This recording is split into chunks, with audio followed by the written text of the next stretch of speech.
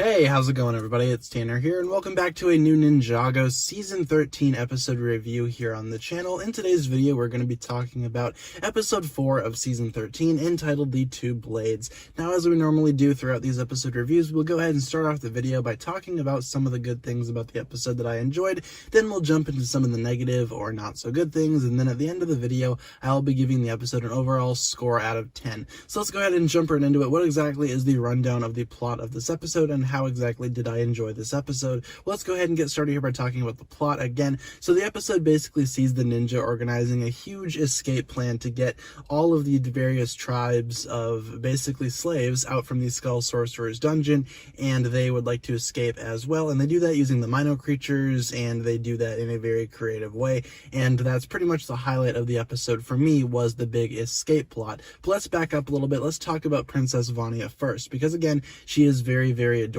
in this episode, and I really like how she is acting, I guess, towards the whole thing, and I have a feeling that she will be, I guess, overall a mainstay of the ninja team moving forward. At least I would hope so. I hope she actually becomes an ally that sticks around. It's really not all that likely, again, considering all the other past ninja allies that just kind of appear and then disappear, but I hope she sticks around because she's by far my favorite. She's just really funny and really sweet, and I hope that she and Cole can actually make something work out. And of course, the big thing of this episode is the flashbacks with Lily, of course, Cole's mother. We actually did get a rundown of what exactly her storyline is and how her history plays into the history of the Geckles and the Munts. So basically what happened was Lily fought off the dragon, which of course is presumably the Skull Sorcerer's dragon, and she gave one of her blades to each of the tribes, which is, I guess, very important moving forward, and we will see more of those later on in the season. But just getting a little bit of a hint to what this backstory is a pretty big deal, at least to me personally. It's really cool to see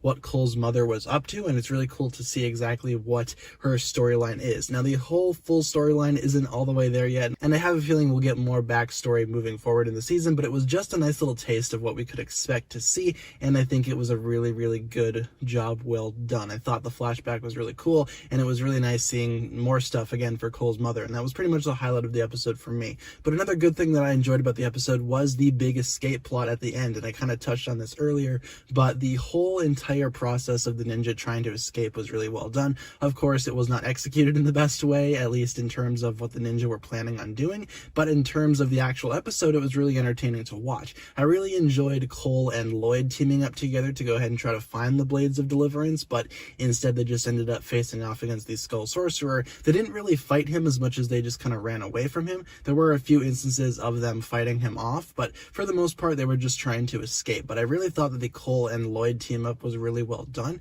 and it's a duo that I'd like to see more of in Ninjago, because these two together actually make a pretty good team, and it's really cool to see them actually work together, and again, I would like to see more of that. And overall, the rest of the escape just kind of sets up the various storylines. For example, Nia and Jay run off together, Kai and Zane run off together, and a lot of that will play into future episodes as well. For example, with Kai and Zane, the whole plot with the Mino creature and the whole process of them fighting off the Mino creature, stuff like that. So this episode does a good job of setting up all of those storylines, and Cole kind of runs off on his own towards the end of the episode, and he will presumably be meeting up with Wu and Vanya to go ahead and unlock more of what his powers have to offer. And overall, that's pretty much all I have to say about the good stuff in this episode. In terms of bad things, there's not a lot. In fact, there's not really anything that comes to mind that I did not like about this episode. I thought this episode was really good, all things considered, and it's easily